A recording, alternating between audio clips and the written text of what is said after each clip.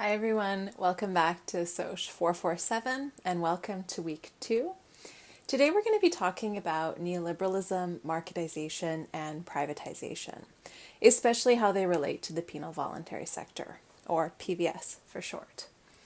Now I also want to mention at this point that in a couple of days I'll be posting another short video that walks you through your first written assignment for this course, along with the grading criteria. The plan for today's lecture includes some background basics on neoliberalism in general, before talking about its relevance for the criminal justice system and the PVS more specifically. We'll close with a word of caution about the dominance of marketization in PVS scholarship and a few things you'll want to keep in mind when talking about the impact of neoliberalism on the PVS. So let's jump into it. It's hard to think of a term that causes more confusion, yet is more frequently used in political debate than neoliberalism. There's not a definition of this term that is widely and consistently agreed on by scholars. So instead of offering you a definition, I'm going to talk about some of the core tenets or principles of neoliberalism that are important to know. First, at its face, this term can be somewhat misleading. Because liberal is in its name, you might assume that it's related to other things that we often think about as liberal, like being left-wing or progressive politics and ideologies. But this isn't the kind of liberal that we're talking about. Instead, this term is related to classical liberalism within economics, which believes that competition is the main driver of the free market. So you might be familiar with the phrase, the invisible hand of the market, which is a metaphor for the kind of unseen forces that govern a so-called free market economy.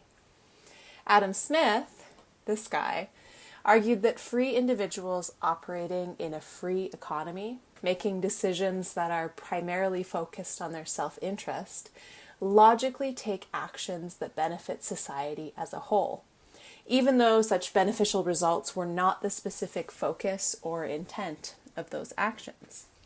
You can see the full mechanism laid out on this slide now. So Smith went on to argue that the intentional intervention of government regulation, although it is specifically intended to protect or benefit society as a whole, in practice is usually less effective for achieving that end than a freely operating market economy. In many cases, it's harmful to the people as a whole by denying them the benefits of an unencumbered marketplace. So the liberal part of the term neoliberal actually means something more like unrestricted rather than progressive. Neoliberalism, then, is a political and economic policy model that emphasizes the value of free market capitalism while seeking to transfer control of economic factors from the government to the private sector. When we talk about neoliberalism, this can also mean the extension of markets or market-like logics to more and more spheres of life. Neoliberal economic policies stress two fundamental tenets: deregulation, which is the removal of government control over or checks on industry, and privatization, which is the transfer of ownership, property, or business from the government to the private sector. And as we'll see in a little bit, also the voluntary sector.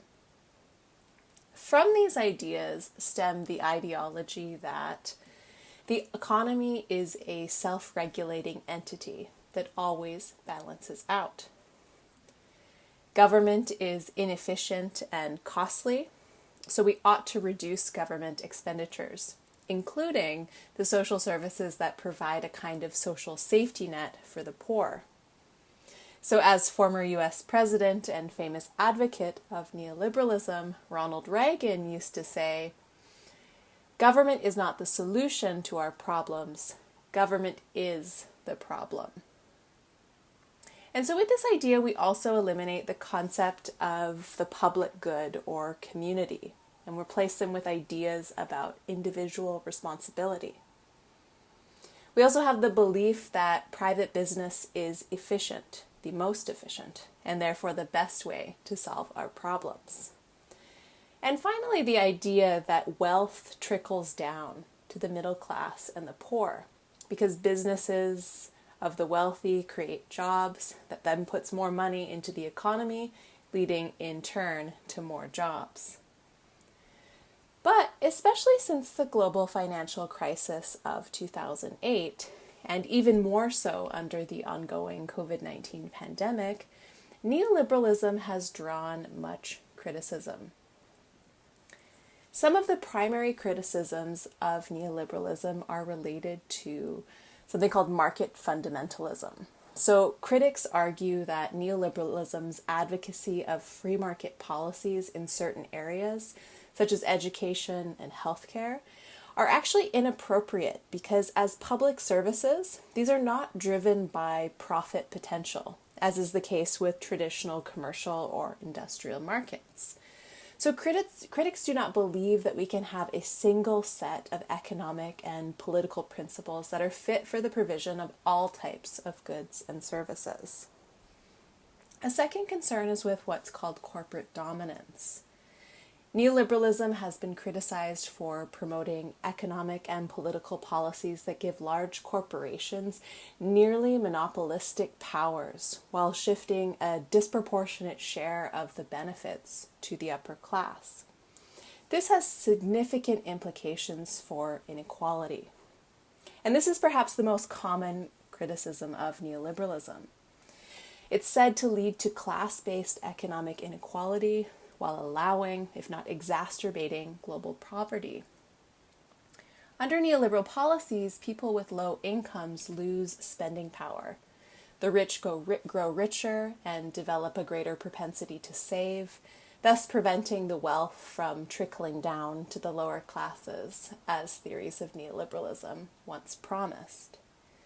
As you can see in this figure, the wealth gap is growing.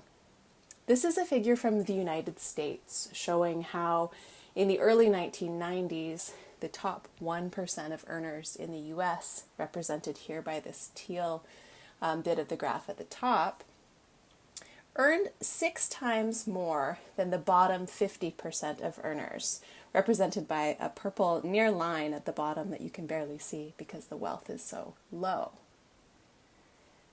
But by 2021, on the far right of this graph, the top 1% now have 16 times the wealth of the bottom half of Americans. Put a bit differently, imagine that the average American drops $1 on the ground while up on the subway. It's not a big deal, right? It's just $1. To reproduce this experience for Amazon founder Jeff Bezos, he would need to lose $1.7 million.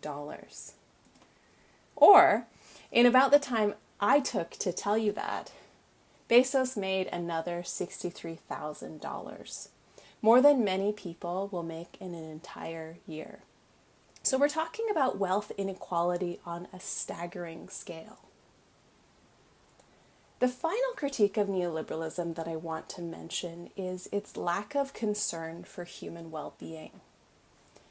This is a more recent critique of neoliberalism, and it says that it leads to a lack of concern for the actual well-being of humans. So related to criticisms surrounding socioeconomic inequality, this criticism argues that in prioritizing privatization and the ever-increasing profits, neoliberalism decentivizes practices that would actually improve the human condition because they might potentially cut into profits. So for instance, neoliberalism might disincentivize more sustainable, environmentally friendly practices because they cost more, which can lead to environmental crisis after crisis, which, as we know, are felt more acutely by the poorer and working classes. And it might also incentivize actions that increase profits, even when those actions do harm to actual humans. such as raising the cost of life-saving medicine or equipment during a time of heightened need and demand. Now that we have some basics in our tool belt, we can start talking about how neoliberalism is impacting the criminal justice system and the PVS. So just like under other spheres under neoliberalism, governments are increasingly shifting responsibility for their criminal justice systems to the private and voluntary sectors. This is quite a significant change, as up until about the middle of the 20th century, in countries like Canada, the US, the UK, Australia, and New Zealand, the government exercised complete control over the criminal justice system. They funded its main institutions, the police, courts, and the prisons, and they were responsible for setting the formal goals of the criminal justice system and hiring employees to carry out this mission. Up until this point, public safety was conceived of as a public good, and thus it fell on the government to ensure that it happened. Under neoliberalism, however, governments around the world were seeking to reduce their spending, and this dominantly meant getting somebody else to take responsibility for carrying out some of its core criminal justice functions. So we can now talk about the criminal justice domain as having a mixed economy of service delivery. Some services are still delivered by the state, as they have been historically, but some are now delivered by private corporations and businesses, and others are being delivered by voluntary organizations. So now when we talk about the services that are being delivered, this can mean a lot of things. So from policing the streets to catering the food prisoners eat and delivering the uniforms that they wear, to the day in, day out realities of building and running prisons themselves. These are all things that, depending on national and regional contexts, are now up for grabs and can be done at a profit. So this is what we mean when we talk about privatization in criminal justice. The shift from government-controlled services to privately controlled services. One of the clearest examples of this is the privatization of prisons in the United States. In 2019, about 8% of the U.S. prison population was incarcerated in private prisons, or about 115,000 people. But the use of private prisons is not uniform across the country. Some states have no private prisons at all, and others use private prisons to incarcerate more than 30% of their prisoners. In government-run prisons, the end goal is to incarcerate people, either as a form of punishment, a mechanism of incapacitation, or even allegedly as a form of rehabilitation. Whereas the end goal, and really the only goal, of private prisons, by contrast, is to generate a profit. In order to make money, private corporations will sign a contract with the government stating what services they will deliver and at what agreed upon price. In most cases, this will be in terms of an amount paid per number of prisoners. Running a prison privately is cheaper than having the government do it, so the savings to the government can rack up quickly. On the surface, this might seem like a great idea. Why not do things for less money, freeing up more government money to do other things? But the problem in this scenario is how private prisons earn money. The only way private prisons earn money is if there are prisoners incarcerated there. The more prisoners, the more money. And this is at odds with some of the other stated goals of incarceration, such as rehabilitation and efforts to reduce recidivism. High recidivism is a very good thing for a private prison. Another issue is that this drive for greater and greater profits means cutting costs.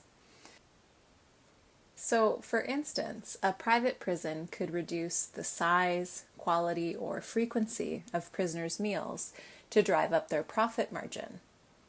They could also do something like cut programs for prisoners or reduce cleaning services. Doing any of these things would significantly reduce the quality of life for the prisoners housed in these institutions, but it might dramatically drive up their profits. So this is an example of what we mean when we talk about neoliberalism's lack of regard for human life. Like neoliberalism more broadly, part of the argument for outsourcing parts of the criminal justice system to private companies include that it can be done more innovatively, efficiently, and cost-effectively if we look outside of the government. So part of the reason that private corporations can offer these desirable qualities is that if they don't, they won't survive. By contrast, government bureaucracies are notoriously slow, clunky, and inflexible. There isn't the same risk of them going out of business. Governments are also centralized entities, which means that they can struggle to offer suitable solutions for local needs. But as I've hinted at so far, this isn't just an issue of public versus private. Increasingly, the voluntary sector, the PVS, is being drawn into privatized delivery of criminal justice services. In the market for criminal justice services, the public, private, and nonprofit sectors compete over contracts to deliver services. Those decided to be the most qualified from among these sectors are generally those who can deliver the greatest outcomes for the lowest price. Now, as your Armstrong reading explains, the reason that nonprofit organizations are considered so desirable as alternatives to government is because of the richly positive imagery that they are most often associated with.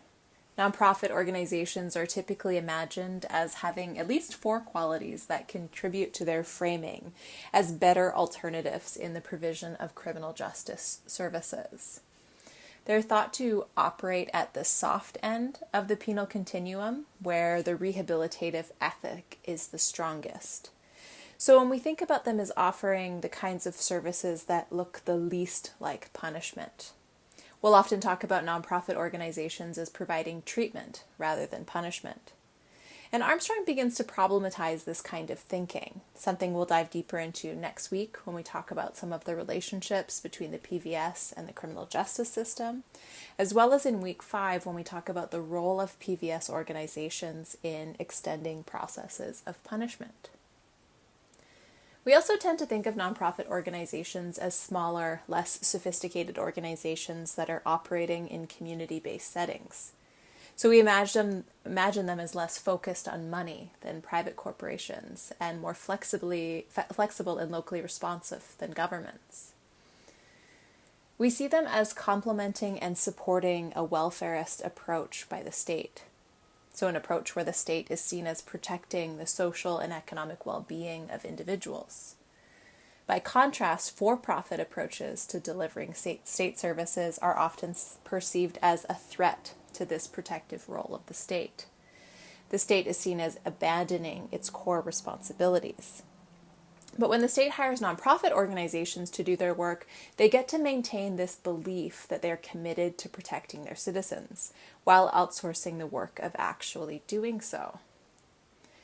And finally, the very fact that nonprofit organizations do not generate profit affirms underlying core beliefs that the idea of profiting off imprisonment is morally wrong. So it's easier to paint nonprofit organizations as trying to help criminalized people because they don't have this other profit motive. So now that we know a bit more about why governments might want to contract some of their services out to nonprofit organizations, let's learn a little bit more about what this actually looks like. Well, in Canada, there is this website that lists all of the potential opportunities for private companies and nonprofit organizations to put in a bid or an application to provide what would have previously been public services offered by the state. So if we search Correctional Service Canada on this website, you'll find more than 22,000 examples of times they sought to outsource goods and services.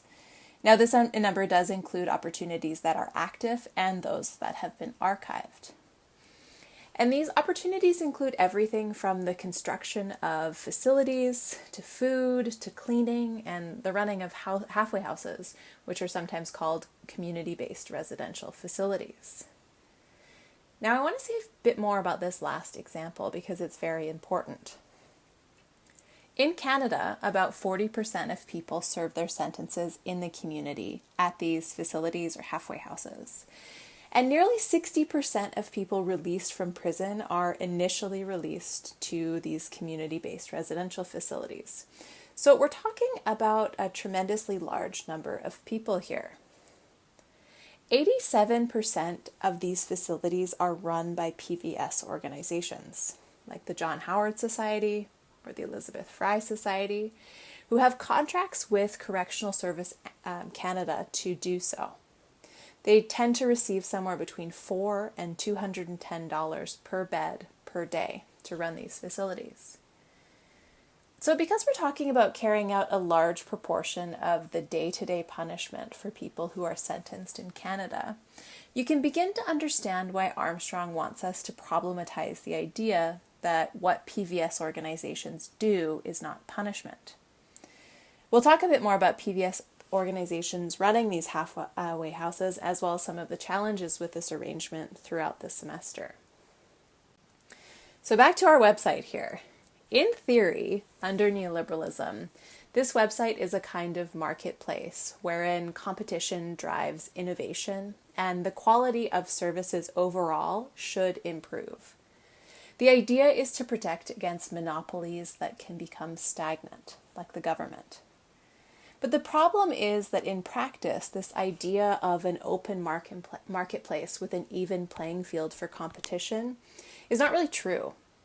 In Canada, the kinds of nonprofit organizations that tend to win these financially valuable government contracts tend to be big national organizations that can be nearly as bureaucratic as government.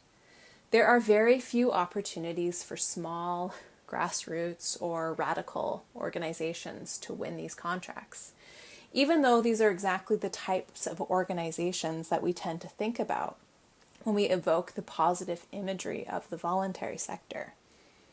So one of the critiques of marketization is that it's sold on this kind of false premise of something different, more innovative, and more grounded in local concerns. But what actually happens turns out to be not all that much more different than these old government-run services. And sitting alongside the impact of neoliberalism in criminal justice, we also see the rise of something called evidence-based approaches, which prioritize what works, normally in terms of reducing imprisonment or reoffending. The consensus for criminal justice under neoliberalism is that the government does not work, at least for some things, some of the times. But this also means that we're seeing increasing needs for nonprofit organizations to deliver evidence of their outcomes. One of the most dramatic examples of this pressure to deliver comes with what we call payment by results schemes and social impact bonds, both of which are increasingly common for PVS organizations, especially in the United Kingdom. Payment by results is a new form of financing that makes payments contingent on the independent verification of results. It changes payment structures from input-based to output-based, which means that any efforts put in that don't get results are not paid for. Well, we want to make sure that the interventions undertaken by nonprofit organizations are effective. This kind of scheme also places a tremendous amount of pressure on these organizations to perform in order to survive. I'd like to share with you the experiences of 2 staff members at PVS organizations in the UK from some research I did there recently to illustrate some of the challenges these types of organizations have with payment by results funding schemes. So Matilda says, "We struggle to get funding because we don't have outcomes that we can show to funders. They want statistics, really." And Andrea said, "And a lot of what the voluntary sector needs to do is not measurable. Unless you can show a measurable impact, it will be quite hard to get through a prison gate. So the kinds of measurable outcomes that Matilda and Andrea are talking about look something like this. So P3 is a UK-based nonprofit organization, and here they are reporting the results of their intervention in relation to a comparison group. So of the prisoners accessing their services, 5% less reoffended in the year after they were released. They committed, on average, 0.7 fewer offenses, and they took 40 days longer to reoffend when they did. So this organization, P3, will receive whatever payment their contract states for these types of evidence-based outcomes: a reduction in the rate of reoffending, a reduction in the frequency of reoffending, and an increased time to first reoffense. Their payments are also likely on a sliding scale, so the greater the outcomes, the greater the payment. Sounds pretty good, right? But not all organizations are in a position to be able to conduct this kind of outcome-based research. So Katrina, one of my other research participants, explained this. She said, you have to jump through 1 billion hoops, and it takes months, and you have to know how to fill out endless forms. You basically have to have someone whose full-time job it is to do that, and we don't have that because we're too small. Additionally, with an outcome as complex as reducing reoffending, which many of these payment by results schemes want, it can be difficult to definitively point out cause and effect. So this can lead nonprofit organizations to cherry pick service users that are most likely to succeed in their metrics. So another participant, Kylie, explained this to me. She said, we're very conscious all the time that we need to meet our targets. We've had situations where clients have been referred to us, and if we don't feel that they'll be ready for our service, we wouldn't sign them up as a client at that particular time. Because if we know they're going to drop off the week after, then the figures start to look worse for us. But the service users identified as not yet ready to demonstrate positive outcomes are probably those most in need. Cultures of marketization fed by this kind of payment by results have created a risk-averse culture where PVS organizations stick to tried and tested work that they know will guarantee payment, rather than attempting to innovate or work with service users who are less likely to achieve these outcomes. So again, we're seeing how marketization and neoliberalism can mean that helping criminalize people comes second to other factors. In this case, generating a specific kind of results. It acts as the primary motivator, just like profits were for private companies. Another payment scheme that's related to payment results is social impact bonds. Social impact bonds combine this idea of paying only for results with a more explicit profit incentive more common in the private sector. Private citizens invest their money in an organization that's undertaking a particular project to improve society, like reducing the number of people in prison. And if this project is successful, the investors get a certain percentage return on their investment, usually paid for by the government because they were able to save money because of the project. How success is defined and the rate of return are determined ahead of time. But crucially, if the desired result is not achieved, investors lose all of their money, making this quite a risky investment. But they're attractive to some investors who want to combine the possibility of making money with ideas about social responsibility or social impact. As you might also imagine, these kinds of financial stakes, all or nothing, they put a lot of pressure on PVS organizations to perform. If they don't, not only will they make a lot of investors very angry, they're also unlikely to be able to convince future investors to invest in their other projects. Perhaps the best known example of a social impact bond is found in the privately operated prison at Peterborough in the UK. Prisoners serving short sentences of less than 12 months who would normally not receive post-release supervision were offered pre- and post-release rehabilitation and mentoring services aimed at reducing their reoffending. These services were to be run by a PVS organization. If the intervention was found to reduce reoffending by 7.5% or more 12 months post-release, investors would receive a return of about 13%, which would be funded by the savings to the government as a result of the reduction in reoffending. It was estimated that the government would save £2 billion if the initiative succeeds, so you can understand their motivation for participating. And as I hope you're starting to see, neoliberalism and its associated concepts are tremendously important to understanding the work that PVS organizations do. But it's not the only important thing. Your Tom Zak reading this week wants to underscore that these economic and political realities are not universally experienced by PVS organizations. The types of competitive contracting associated with a marketized understanding of the PVS is not a goal or reality for many organizations, particularly those who don't have the organizational infrastructure, size, staff, or experience to do so, or for those who are ideologically opposed to partnerships with the state. In a contested domain such as criminal justice, I'm sure you can imagine that many nonprofit organizations do not want to be perceived as on the side of the criminal justice system.